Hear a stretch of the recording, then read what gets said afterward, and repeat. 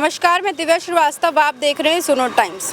देश में कानून हमेशा से लगते आए हैं और नए कानून लग रहे हैं, तो नए कानूनों पर क्या कहना है। हमारे साथ यहाँ पर मौजूद है सुभाष यादव, जो कि एडवोकेट हैं, और बताएंगे कि ये 3 नए कानून क्या हैं। देखिए, बहुत दिनों के बाद जो दंड का संचालन करने वाले कानून है उसमें परिवर्तन किया गया है। 1880 में अंग्रेज़ों के समय में भारतीय दंड संहिता बनी थी, जिसको आईपीसी कहते हैं, और अब आईपीसी भारतीय न्याय संहिता हो गई है।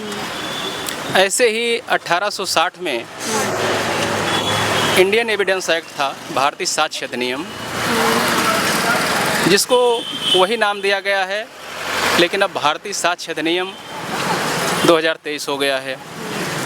और जो तीसरा कानून है वो दंड प्रक्रिया संहिता थी, जिसमें 1973 में अमेंडमेंट हुआ था, लेकिन अब वो पूरी तरीके से बदल दी गई है और अब उसका नाम भारतीय नागरिक सुरक्षा संहिता है। इस तरीके से 3 कानून। अच्छा, किताबों को लेकर क्या आप बता रहे थे कि किताबों को लेकर भी कानून बदले गए हैं, क्या है वो किताबें नहीं हैं, कानून हैं, और ये कानून जो दंड से संबंधित है उसी में परिवर्तन हुआ है। अंग्रेज़ों के समय का कानून था और उसमें तमाम ऐसी चीज़ें नहीं थी जो वर्तमान समय में हैं, क्योंकि समय और काल के हिसाब से चीज़ें बदलती रहती हैं, और जब चीज़ें बदलती हैं तो उसका कानून में समावेश करना पड़ता है। जैसे 1880 की जो आईपीसी थी, उसमें कहीं भी इलेक्ट्रॉनिक एविडेंस के बारे में कहीं कोई जिक्र नहीं होता था, क्योंकि उस समय इलेक्ट्रॉनिक का विकास इतना हुआ नहीं था।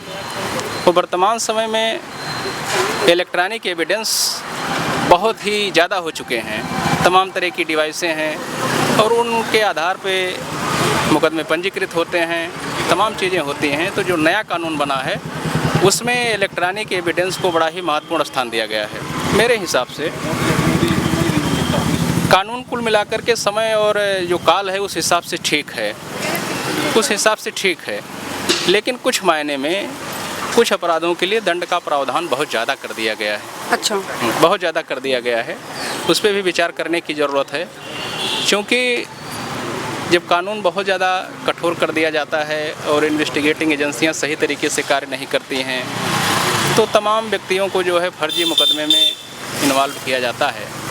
जैसे महिलाओं से संबंधित जो अपराध हैं उसमें दंड का प्रावधान बहुत ज़्यादा है, और जो इन्वेस्टिगेशन है वो सही तरीके से नहीं हो पाता है, जिससे निर्दोष लोगों को भी जेल में रहना पड़ता है। मतलब तो इस तरीके से अगर कठोर कानून ज़्यादा हो जाता है तो निर्दोष लोग फंसने के चांसेस ज़्यादा होते हैं। मतलब आप नहीं, हाँ, कानून ठीक होता है, दंड का डर तो होना चाहिए लोगों को, लेकिन उसके साथ जो उससे अनुषांगिक चीज़ें हैं, जैसे अपराध है और अपराध को कोडिफाई किया गया है, उसका अपराध का नाम दिया गया है, लेकिन अपराध FIR लिखा दी जाती है, उसके बाद विवेचना का काम आता है। तो कहीं न कहीं जो विवेचना की एजेंसी है, जो पुलिस एक्ट है, उसमें भी बदलाव करना चाहिए और तमाम चीज़ों को, जैसे इलेक्ट्रॉनिक एविडेंस को बड़े पैमाने पर शामिल करना चाहिए, जिससे सच्चाई सामने आए। अच्छा, एक चीज़ और है, रिकॉर्डिंग को सेकंड एविडेंस कहा जाता है। देखिए, रिकॉर्डिंग को सेकंड एविडेंस कहा जाता है,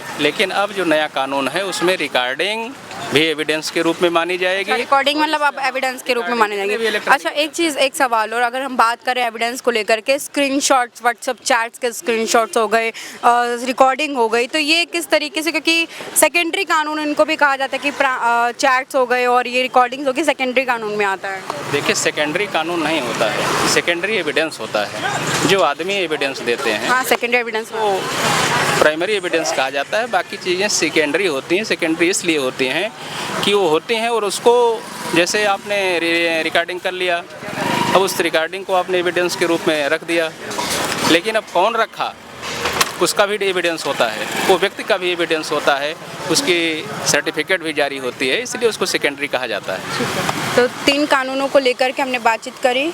फिलहाल खबर के साथ बने रहने के लिए बने रहे सुनो टाइम्स के साथ। कैमरामैन ऋषभ के साथ मैं दिव्या श्रीवास्तव, धन्यवाद।